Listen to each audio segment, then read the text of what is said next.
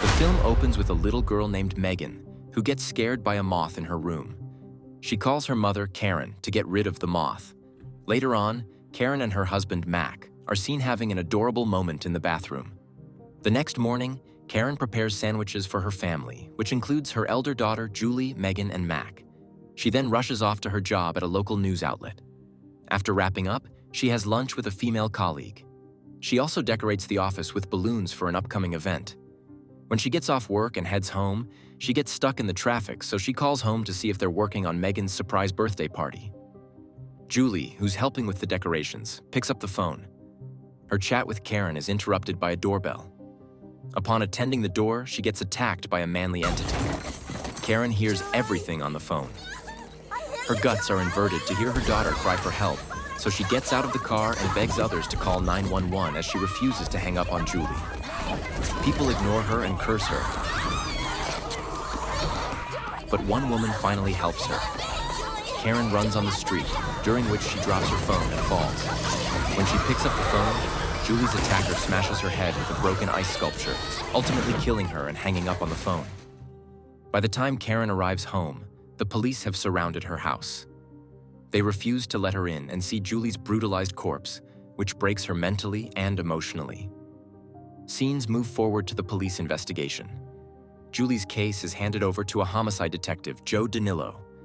Since this is his daily work, he doesn't express any emotions or pass on condolences to Karen. This agitates Mac, who leaves right after telling Joe to catch the culprit. That evening, they drive to their friend, Dolly's house, who was babysitting Megan for the day. Megan is asleep long before their arrival, so they go to bed too. The next morning, Megan wakes up with multiple curiosities related to Julie's disappearance and their stay at Aunt Dolly's house.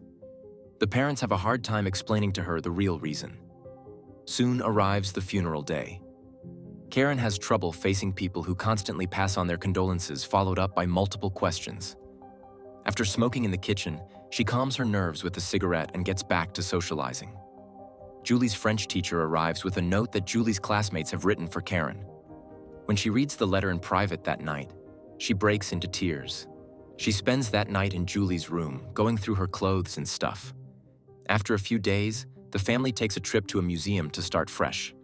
Megan wants to run around without being supervised, which triggers Karen's paranoia. She starts seeing every man as the possible culprit, so she runs after Megan and scolds her.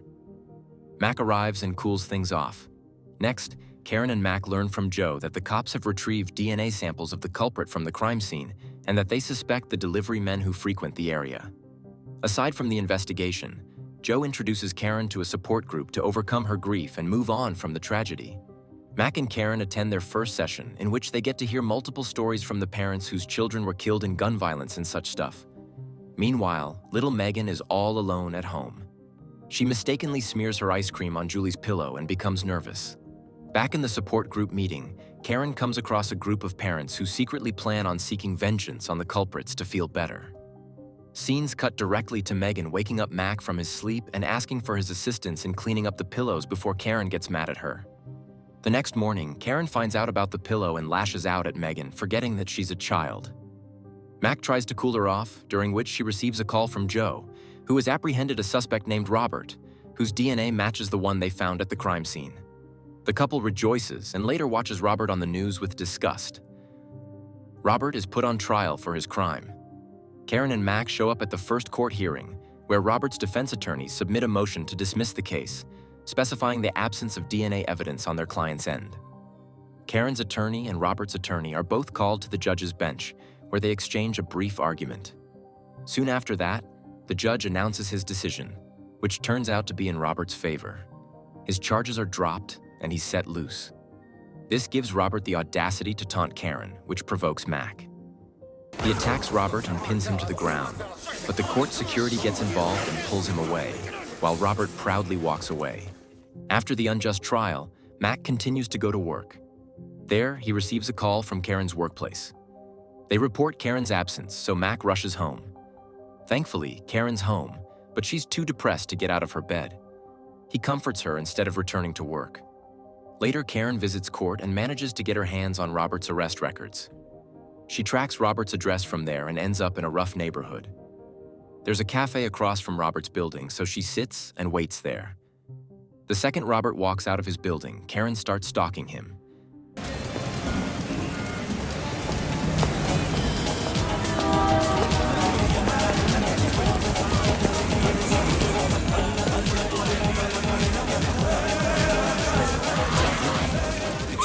The next day, Karen tells Dolly about Robert's pursuit. She becomes concerned and asks her not to do that again, as it can be dangerous. Karen, desperately seeking vengeance, follows Robert once again. She watches him get into a delivery truck and drop off some packages on the way. He likes the young girl whom he's delivering the goods to, so he takes a peek through her windows and pees in front of her gate, during which he spots Karen across the street. She rushes to the police station to file a report against Robert, but Joe warns her to not take any further actions against Robert and sends her home. Karen doesn't stop there. She approaches the young girl Robert was creeping up on. She tries to warn him about Robert, but the woman doesn't understand her because she's Spanish. The Spanish woman's husband arrives shortly after and escorts Karen out of his house while refusing to listen to her warnings. On the other hand, Joe personally visits Robert in his workplace and threatens him to stay away from women's windows. Karen returns to the support group, where she hears some parents talk about finding rapture after seeing their son's killer get shot to death. The urge to watch the same happen to Robert lingers in Karen's head the following night as she rewatches Robert's arrest video. The next day, while Karen is venting in the gym, little Megan is visited by Robert at her school's playground. Later, when Karen picks up Megan from school and walks her to her car, Robert spawns out of nowhere and threatens to victimize Megan next if she keeps stalking him and reporting him to the cops. When Karen attends the next support session, she meets a father who captured his son's killer through his own investigation. Karen approaches that man, Sydney, and begs him to help her with her case. Sydney agrees to help her and arranges a secret meeting with her, which another group member named Angel gets suspicious of. When Karen meets Sydney in secrecy, he introduces her to a man named Martin. To them, Karen opens up about how she feels about her daughter's killer still walking the streets. They orchestrate a revenge killing and decide to train Karen to pull the trigger in the end and kill Robert herself to attain peace. Soon begins her gun and combat training. Together, they all thoroughly plan out scenarios and details of her mission. Even when she gets home and cooks for her family, she can't stop thinking about her mission, which is noted by Mac. After another day of training and attending the group session, Karen feels like being followed out on the street.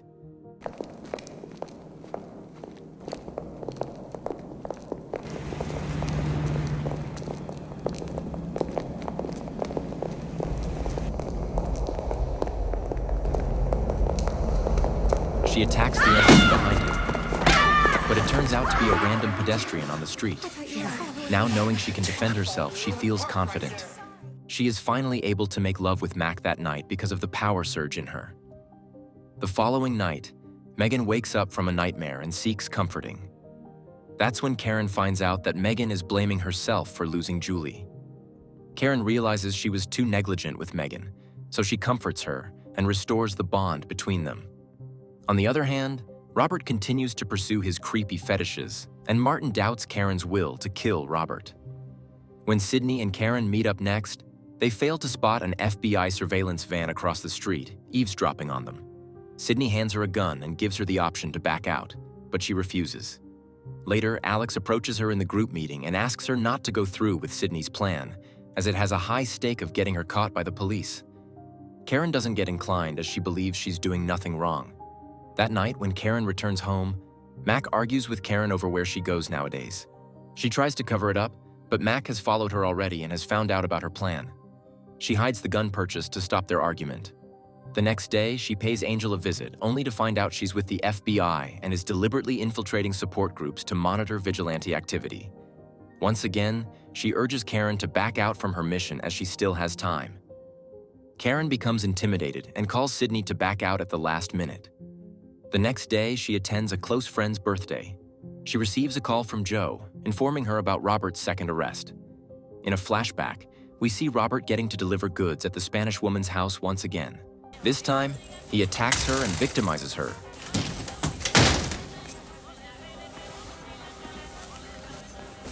Yo puedo. Muy forzado.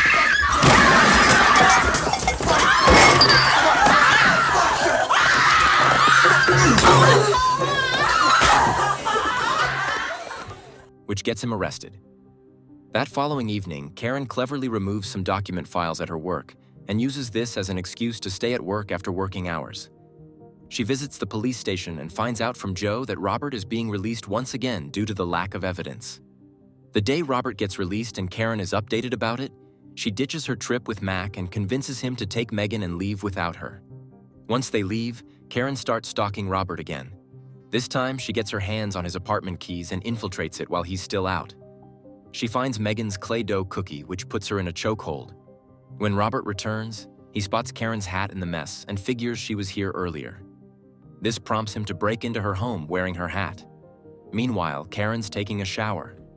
When he makes his way to the bathroom, Karen points a gun at him. She wants to confront him about Julie, but he attacks her off guard. Karen struggles to defend herself and even falls down the stairs. But eventually, she grabs her gun and shoots Robert multiple times.